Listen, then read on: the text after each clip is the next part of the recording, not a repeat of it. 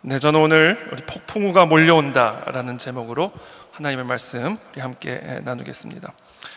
영국 수상 윈스턴 처칠은 20세기의 가장 위대한 지도자 중에 한 사람으로 평가받습니다. 그러나 그런 그에게도 정치적으로 철저하게 고립이 되는 그런 광야 시절이 있었습니다. 그 이유는 나치 독일의 발흥에 대한 그의 선지자적인 경고 때문이었습니다. 1933년 11월 처칠은 하원 연설에서 베르사유 조약을 깨고 재무장하는 독일의 위협을 경고하면서 영국은 공군과 해군의 재무장을 서둘러야 한다라고 주장했습니다. 그러나 제1차 세계대전의 상처가 채 아물지 않은 시점에서 또 다른 전쟁을 준비한다라는 그의 주장에 대해서 영국 정부와 영국 국민들은 부정적으로 생각을 했고, 특별히 정부는 처칠의 의견을 철저하게 외면했습니다. 당시 체인벌린 수상은 진짜 위험은 히틀러가 아니라 전쟁광 윈스턴 처칠이라고 주장했습니다. 그래서 그를 외교와 국방 등 주요 결정 과정에서 철저하게 배제했습니다. BBC를 포함한 주류 언론들은 그의 기고문을 차단하고 방송 출연도 허용하지 않았습니다. 그 결과 처칠은 수년간 고립된 선지자처럼 외로운 싸움을 이어갔습니다. 전쟁의 폭풍우는 분명히 눈앞에 다가오고 있었지만 영국 사회는 그 폭풍우를 보지 않으려고 했습니다. 그러나 마침내 1939년 그가 경고한 대로 제2차 세계대전이 발발하자 영국 국왕 조지 6세는 그를 다시 불러서 수상에 임명을 했고, 처칠은 역사의 무대에 복귀해서 시대적인 소명을 완수하게 됩니다. 전쟁 후에 처칠은 자신의 경험과 통찰을 바탕으로 해서 총 6권에 이르는 전쟁 회고록을 집필하는데, 그 중에 제1권의 제목이 바로 몰려오는 폭풍우였습니다. 이 책에서 그는 1차 세계대전 이후 나치의 부상을 경고했음에도 불구하고 유럽 사회가 이를 철저하게 무시했던 역사적인 과오를 기록했습니다. 그의 핵심 메시지는 분명했습니다. 폭풍우는 분명히 몰려오고 있었다. 그리고 그 폭풍우는 누구든 보려고만 했다면 얼마든지 볼 수 있었던 폭풍우였다. 그러나 지도자들은 애써서 외면했고 결국 피할 수 있었던 전쟁이 피할 수 없는 전쟁이 되고 말았다. 오늘날 한국 교회와 세계 교회가 처한 상황도 이와 다르지 않습니다. 이 땅의 교회를 향하여 거대한 폭풍우가 몰려오고 있습니다. 그러나 많은 교회와 지도자들은 애써 외면하며 침묵하고 있습니다. 이 폭풍우의 이름은 바로 세속주의라는 폭풍우입니다. 이 세속주의의 폭풍우는 지난 수세기에 걸쳐서 점진적으로 발전되어 왔고, 특별히 우리 시대에 들어와서는 걷잡을 수 없이 강하고 급속하게 이 땅의 교회와 우리의 다음 세대와 이 땅의 교회를 삼켜가고 있습니다. 세속주의의 폭풍우는 역사적으로 크게 3단계를 통해서 발전되어 왔습니다. 첫째는 계몽주의입니다. 계몽주의는 17세기 유럽에서 시작된 사상운동으로 모더니즘 사상의 뿌리입니다. 313년 컨스탄틴 대제의 밀라노 칙령 이후에 기독교 문명으로 거듭나게 된 서구 문명은 이제 계몽주의 시대를 거치면서 하나님의 말씀 중심적인 성경적 세계관을 버리고 인간의 이성 중심적인 인본주의 세계관을 서구 문명의 새로운 뿌리로 대체하기 시작했습니다. 두 번째는 실용주의입니다. 이와 같은 계몽주의 흐름 속에서 19세기 말 미국에서는 실용주의라는 사상이 등장합니다. 이들은 인류의 특정한 문제들을 해결해 줄 수 있는 유용성과 실용성이 입증될 때만 그것이 참된 진리가 될 수 있다고 주장했습니다. 따라서 참된 진리는 인간의 상황과 필요에 따라 얼마든지 달라질 수 있는 것이며, 나에게 유용한 것이 다른 사람에게는 유용하지 않을 수 있는 것이기 때문에 모든 진리는 상대적인 것이 될 수밖에 없었습니다. 이와 같은 실용주의가 기독교에 미친 영향력은 치명적이었습니다. 사람들은 복음과 성경의 가르침을 우리가 믿고 순종해야 할 하나님의 명령이 아니라 자신의 문제 해결을 위한 유용한 수단으로 여기기 시작했습니다. 그 결과 그리스도인들의 신앙생활은 예수님께 헌신하는 삶이 아니라 예수님을 이용하는 삶으로 변질되어 갔고, 예수님의 종으로 살아가는 대신에 예수님을 나의 종으로 삼는 기복주의적인 신앙으로 병들어가기 시작했습니다. 그런 와중에 20세기에 새로운 사상으로 진화 발전을 하게 되는데 그 사상의 이름이 바로 포스트 모더니즘입니다. 이 포스트 모더니즘은 진리의 존재 자체를 부정합니다. 미셸 푸코와 자크 데리다 같은 사상가들은 진리를 사회적인 구성물로 규정하면서 모든 권위와 절대성을 해체하려고 했습니다. 자, 이처럼 17세기 계몽주의는 진리의 자리를 하나님의 계시에서 인간의 이성으로 옮겨 놓았고, 19세기 실용주의는 하나님의 절대적인 진리를 하나의 실용적인 도구로 축소시켰습니다. 그러다가 20세기의 포스트 모더니즘 시대에 이르러서는 진리의 존재 자체를 부정하면서 모든 것은 인간의 해석에 달린 것이라고 주장하게 되었습니다. 자, 그런데 이제 이 세속주의 폭풍우는 또 다른 단계로 발전하고 있습니다. 그것은 바로 공산주의의 폭풍우입니다. 애굽의 왕 바로는 어느 날 기이한 꿈을 꾸었습니다. 나일 강가에서 매우 아름답고 살찐 7 암소가 풀을 뜯고 있었습니다. 그런데 그 뒤를 이어서 흉측하게 마르고 파리한 7 암소가 올라왔습니다. 그리고 믿기 어려운 장면이 펼쳐집니다. 말라 비틀어진 암소들이 건강한 암소를 모조리 삼켜버리는 것입니다. 다시 잠든 바로는 또 다른 꿈을 꿉니다. 굵고 무성한 7 이삭이 나왔고 그 뒤를 이어서 동풍에 말라 비틀어진 7 이삭이 또다시 자라났습니다. 그리고 이 메마른 이삭들이 풍성한 이삭들을 삼켜버렸습니다. 이 두 번의 꿈은 바로를 번민하게 만들었으나 아무도 그 꿈의 의미를 설명하지 못했습니다. 그때 술 맡은 관원장이 요셉을 기억해냈습니다. 감옥에서 불러 나온 요셉은 하나님의 지혜로 이 꿈을 해석합니다.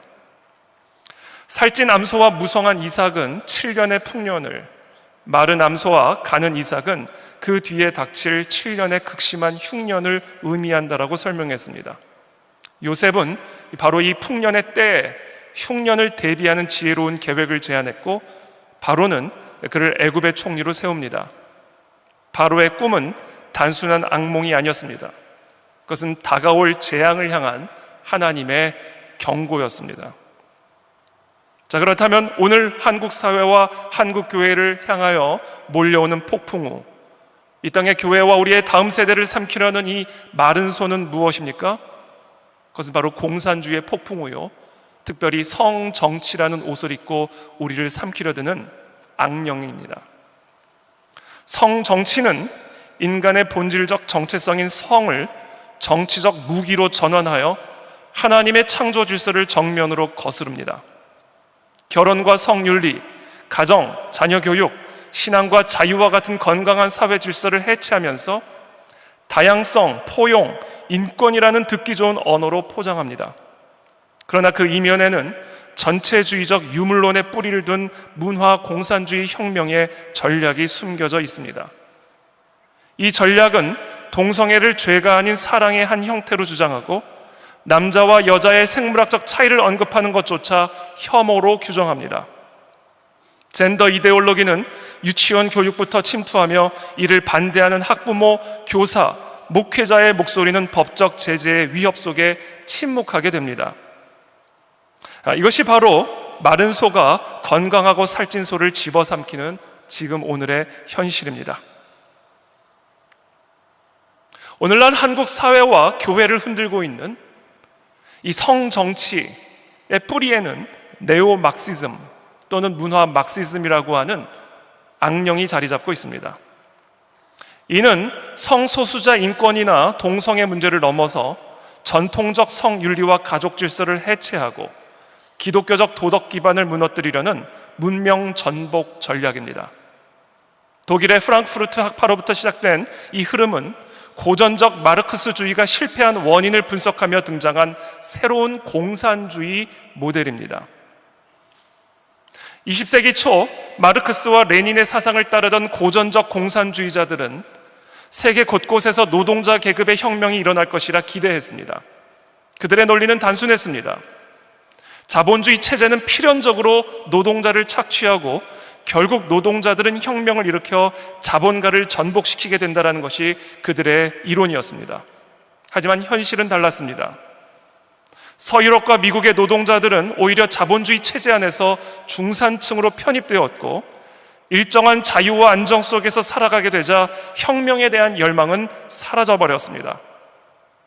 공산주의자들이 기대했던 경제적 계급 투쟁은 충분한 혁명 동력을 만들어내지 못했고, 결국 소련 붕괴와 함께 고전적 공산주의는 실패하고 말았습니다.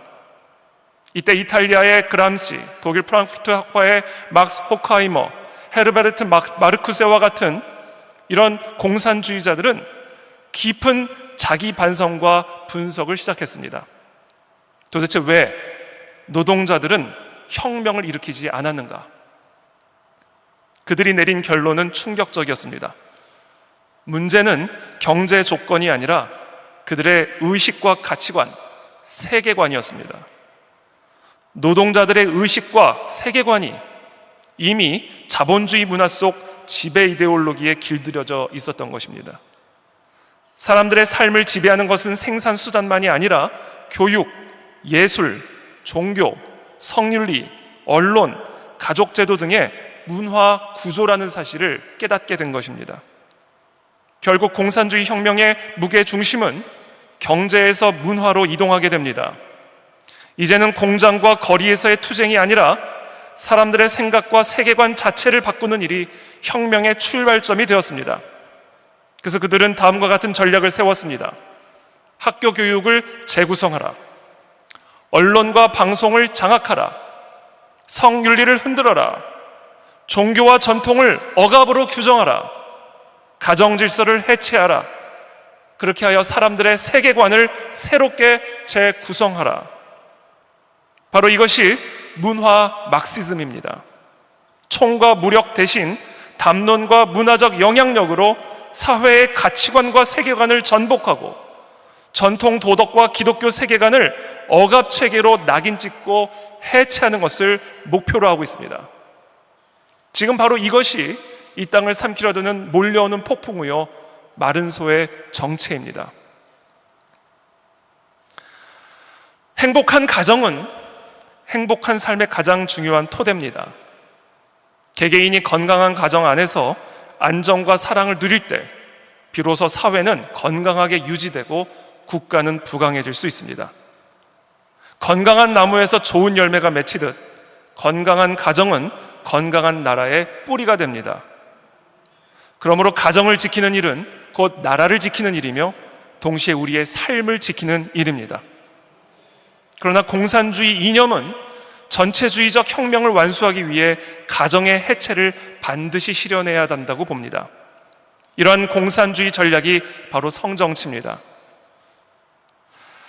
요컨대 성윤리의 파괴를 통해 가족을 해체하고, 그리고 가족 해체를 통한 사회 해체, 그리고 이 모든 해체 작업에서 가장 큰 걸림돌이 되는 교회 해체를 자유와 인권이라는 미명하에 추구하고 있는 적그리스도적인 공산주의 전략이 바로 성정치 문화 막시즘의 본질인 것입니다. 이와 같은 성정치 전략은 실제 역사 속에서 문화적인 흐름을 통해서 계속해서 구체화되어졌고 눈덩이처럼 커져왔습니다. 공산주의 사상에는 세 가지 핵심 DNA가 있는데 거짓, 폭력, 그리고 음란입니다. 이 세 가지는 항상 있을진데 그 중에 제일은 음란입니다. 이 사상은 19세기부터 여러 형태로 진화해왔고 20세기 중반에는 다양한 사회운동의 모습으로 변형되면서 진화돼 갑니다. 첫 번째는 성해방운동입니다. 전통적인 성윤리를 억압으로 규정하고 쾌락 중심의 자유로운 성관계를 미덕으로 포장합니다. 그리고는 두 번째 단계로 진화합니다. 급진 페미니즘 운동입니다. 대표적 인물인 베티 프리다는 전통적 가정을 편안한 수용소라고 묘사하면서 가정이 여성 억압의 근원이라고 주장했습니다. 따라서 현대 여성들은 남편을 돕고 아이를 가르치는 거짓된 만족감에서 뛰쳐나와 가정 밖에서 진정한 자아를 실현해야 된다라고 주장합니다. 그리고 세 번째 단계로 진화합니다. 이혼권과 낙태권 운동입니다. 결혼은 더 이상 거룩한 언약이 아니라 필요하면 언제든지 파기할 수 있는 계약으로 인식되기 시작합니다. 이혼은 억압으로부터의 해방으로 간주됩니다. 페미니즘 운동은 성관계를 결혼이라는 울타리 안에 가둘 이유가 없다라고 주장하면서 피임의 실패를 보완하는 최후의 선택으로 낙태를 제시합니다. 내 몸은 내 권리다라는 구호 아래 여성은 태아의 생사 여부를 스스로 결정할 권리가 있다라고 강조합니다. 이처럼 성해방, 이혼, 낙태, 급진 페미니즘의 이 연쇄적 물결은 가정의 근본을 삼켜버리는 폭풍으로 성장합니다. 결국 이 모든 것들이 사회 전체의 건강한 질서를 위협하게 되었고, 특별히 우리의 다음 세대에게 돌이킬 수 없는 심각한 상처로 돌아가기 시작했습니다. 자, 그렇다면 이와 같은 성윤리의 파괴를 통한 가정의 해체, 그리고 이 가정의 해체로 인한 사회 해체로 인한 여러 가지 문제에 대해 현대 사회는 어떤 해답을 제시하고 있는가? 그들의 처방은 강력한 복지 정책입니다. 겉으로는 치유책 같지만 실상은 병을 주고 약을 주는 방식입니다.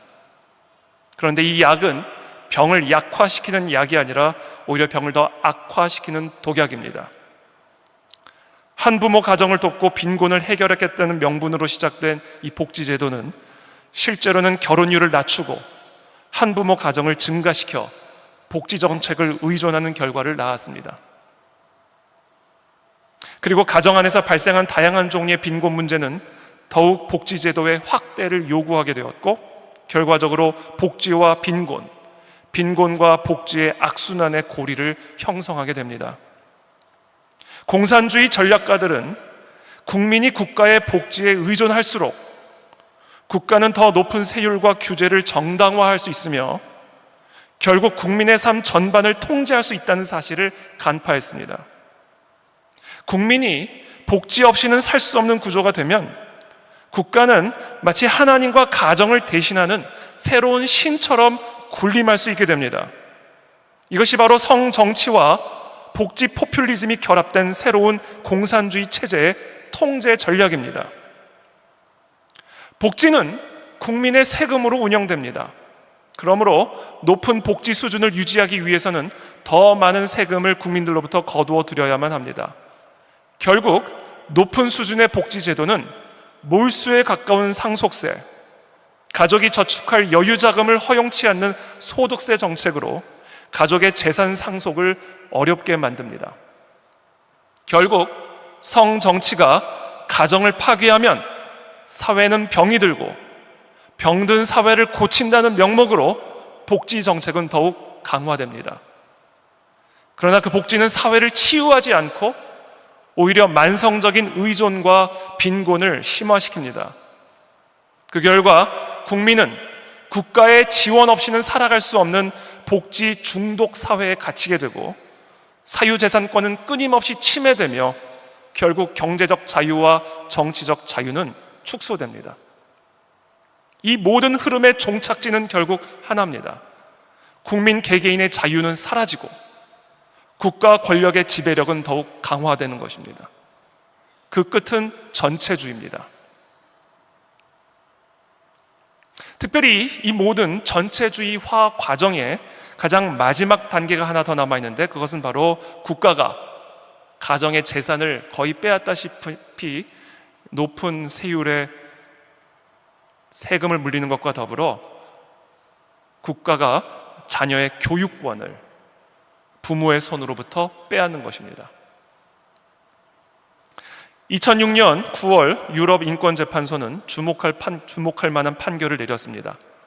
신앙적인 이유로 자녀를 공립학교에 보내지 않고 가정에서 직접 교육하는 것을 금지한 독일 정부의 조치가 정당하며 그와 같은 조치가 부모의 권리를 침해한 것이 아니라고 판결했습니다. 2009년 7월 뉴햄프셔 주에서는 홈스쿨링을 하던 10세 여학생에게 법원이 공립학교 진학 명령을 내렸습니다. 판사는 이렇게 말했습니다. 어머니의 완고한 신앙 교육에서 벗어나 아이가 스스로 가장 적합한 세계관을 선택할 수 있도록 돕기 위해서 공교육이 더 유익하다. 국가는 점점 더 적극적으로 부모의 재산권을 넘어 이제 부모의 손에서 자녀를 교육할 수 있는 교육권까지 빼앗아가고 있는 것입니다. 성경은 자녀 양육의 책임을 정부나 사회에 두지 않습니다. 하나님은 그 책임을 부모에게 맡기셨습니다. 오늘 내가 네게 명하는 이 말씀을 너는 마음에 새기고 네 자녀에게 부지런히 가르치며 집에 앉았을 때에든지 길을 갈 때에든지 누워있을 때에든지 일어날 때에든지 이 말씀을 강론할 것이며, 성경이 말하는 자녀 교육은 단순히 지식을 전달하거나 사회적 성공을 위한 세속적 기술을 가르치는 것이 아닙니다. 그 핵심은 하나님과의 언약을 기억하고 그 언약 안에서 살아가는 삶을 다음 세대에게 물려주는 것입니다. 즉, 자녀 교육은 단순한 종교적 전수가 아니라 이 세상 속에서 자녀들이 하나님의 백성으로 살아갈 수 있도록 준비시키는 영적인 훈련인 것입니다. 자녀는 국가의 인적 자원이기 이전에 하나님의 유산입니다. 그리고 이 유산을 맡은 자는 국가나 사회가 아니라 부모와 교회입니다. 하나님께서 아브라함을 선택하신 이유는 단지 한 사람의 구원을 위해서가 아니었습니다. 내가 그로 그 자식과 권속에게 명하여 여호와의 도를 지켜 의와 공도를 행하게 하려고 그를 택하였나니, 하나님은 아브라함을 통해 믿음의 도가 자손과 권속에게까지 이어지게 하셨습니다. 이것이 하나님께서 부모에게 자녀를 맡기신 이유이며 가정에게 주신 사명의 본질인 것입니다. 오늘 우리는 아브라함의 사명을 다시 붙들어야 합니다. 이 시대의 모든 부모들은 아브라함처럼 믿음의 조상이 되어야 하며 자신의 신앙이 자녀와 후손에게까지 이어지도록 책임을 다해야 합니다. 하나님은 그 거룩한 사명을 위해 부모들에게 자녀를 맡기셨습니다. 부모가 그 사명을 감당할 때 다음 세대는 세상의 바람에 흔들리지 않고 하나님의 나라의 길을 걸어가게 될 것이며, 예수 그리스도께서 다시 오시는 그날까지 이 땅의 영적인 풍년은 끊어지지 않을 것입니다.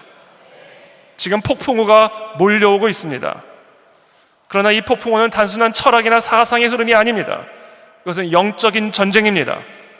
하나님의 나라와 사단의 나라 사이에서 벌어지는 총체적인 전쟁이며, 우리의 다음 세대와 우리의 교회와 우리의 가정을 삼키려 드는 마른 소 공산주의의 영인 것입니다. 그리고 그 중심에 교회가 있습니다. 그리고 지금 우리는 그 전쟁의 최전선에 서 있습니다. 우리는 이 폭풍우에 맞설 것인가?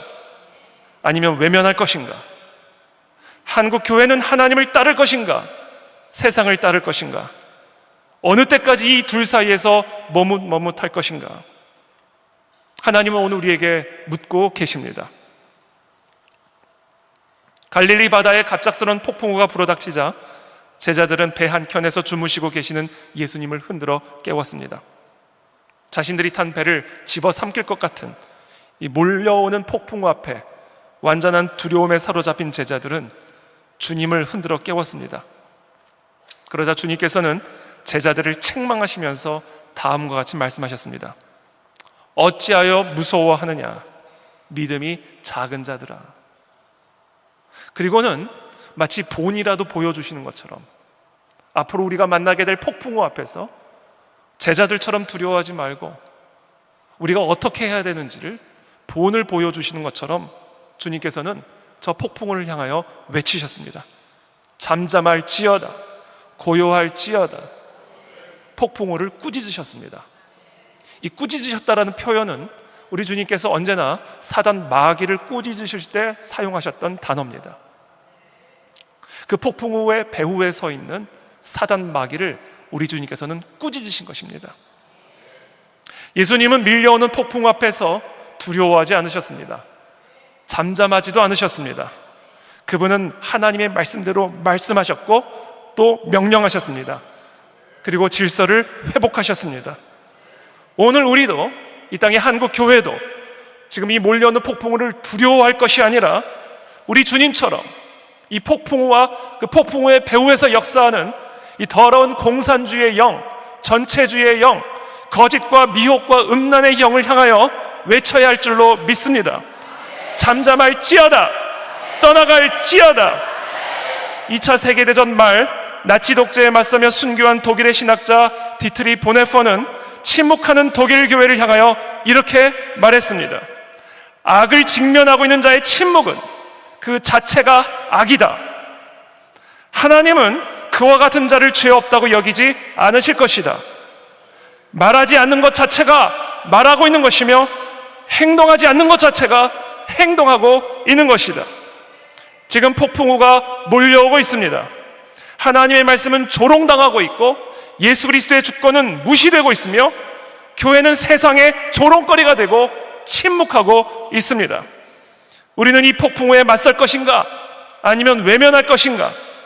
하나님은 에스겔에게 다음과 같이 명령하셨습니다.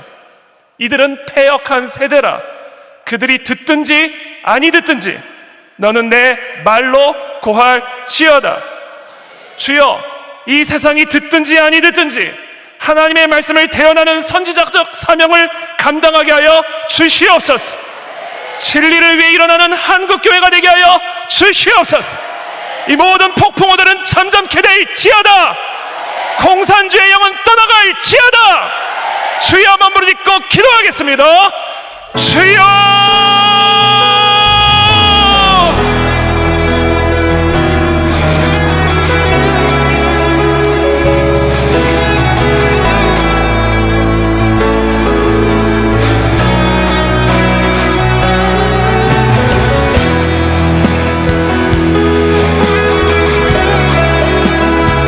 살아계신 하나님, 이 시간 기도합니다. 하나님, 그들이 듣든지 아니 듣든지, 저 패역한 세대가 듣든지 아니 듣든지 하나님의 말씀을 대언하는 선지자적인 사명을 감당하는 한국 교회가 되게 하여 주시옵소서. 예수님께서 우리에게 본을 보여주셨습니다. 몰려오는 폭풍우 앞에서 예수님은 우리에게 본을 보여주셨습니다. 폭풍우는 잠잠할지어다. 공산주의 영은 끊어지고 떠나갈지어다. 주여, 우리가 예수 그리스도의 이름을 힘입어 선포하고 외칠 때 하나님의 나라와 통치가 이 민족 가운데 임하게 하여 주시옵소서. 하나님의 군대로 일어나게 하여 주옵소서. 이 더러운 악령의 역사들은 떠나갈지어다. 하나님, 우리의 가정을 지켜주옵시고 우리의 교회를 지켜주옵시고 하나님, 우리가 두려워하지 말게 도와주옵시고 담대하게 일어나 하나님의 사명을 감당하는 에스겔의 사명을 감당하는 한국교회가 되게 하여 주옵소서. 주여, 오늘 이 시간 우리가 선포할 때에 홍해가 갈라지게 하여 주옵시고 골리앗이 무너지게 도와주옵시고 여리고는 쓰러지게 하여 주옵시고 저 북한 땅의 우상 숭배 체제는 무너져 내리게 하여 주옵소서. 할렐루야. 주님을 찬양합니다. 주님 영광 받아 주옵소서. 주님 오시옵소서. 주님 오시옵소서.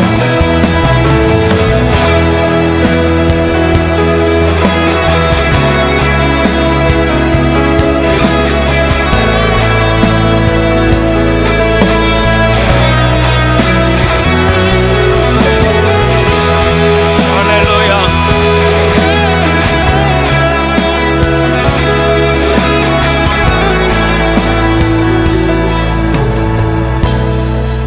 계속해서 기도합니다.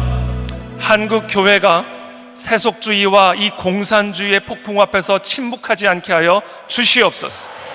그들이 듣든지 아니 듣든지 주의 말씀을, 주의 진리를 선포하는 담대한 교회가 되게 하여 주시옵소서.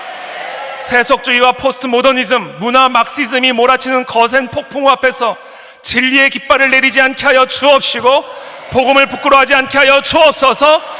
많은 사람들이 세상의 풍조를 따르며 성경의 절대 진리를 버리고 인간의 이성을 신뢰할 때 한국교회는 오히려 더욱 말씀에 굳게 서게 하여 주옵시고 하나님의 영광과 주권을 세상 앞에 담대히 증거하는 촛대가 되게 하여 주시옵소서.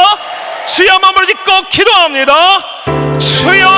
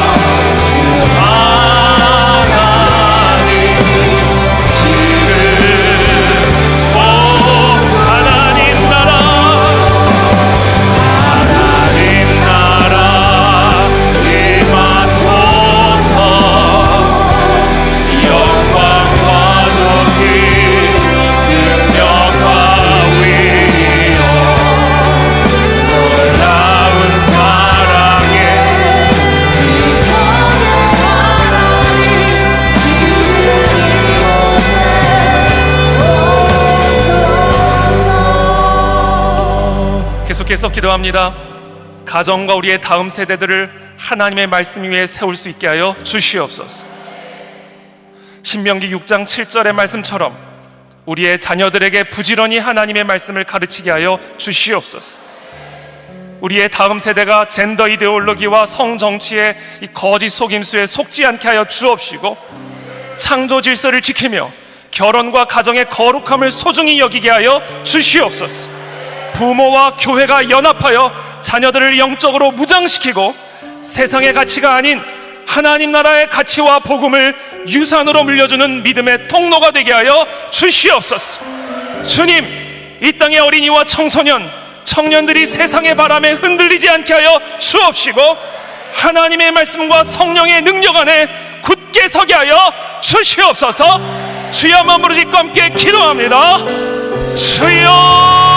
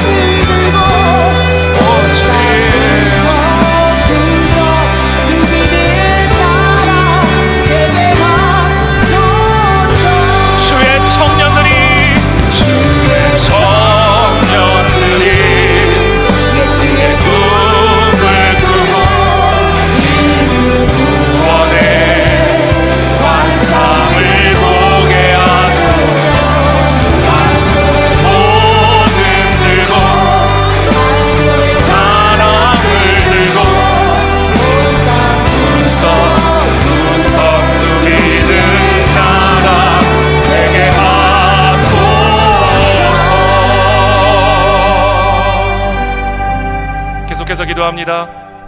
하나님, 이 나라의 민족과 사회에 하나님의 의가 회복되게 하여 주시옵소서. 창세기 18장 19절의 말씀처럼 이 나라의 지도자들이 여호와의 도를 지켜 의와 공도를 행하게 하여 주시옵소서. 권력과 이익이 아니라 하나님의 말씀과 양심을 따라 나라를 다스리게 하여 주시옵소서. 불의와 거짓, 부패와 음모가 무너지고 정의와 진실, 정직과 성결이 사회 전반에 뿌리내리게 하여 주시옵소서. 하나님, 이 나라의 법과 정책이 하나님의 창조 질서와 가정의 본질을 보존하게 하여 주옵시고, 악한 법들은 폐지되며 의로운 법이 제정되도록 은혜를 베풀어 주시옵소서. 한국이 다시금 하나님의 뜻을 이 땅에 이루는 거룩한 나라, 열방을 향해 복음을 전하는 선교의 나라가 되게 하여 주시옵소서. 불의와 부패는 떠나갈지어다. 주여, 마음을 짓고 기도합니다. 주여.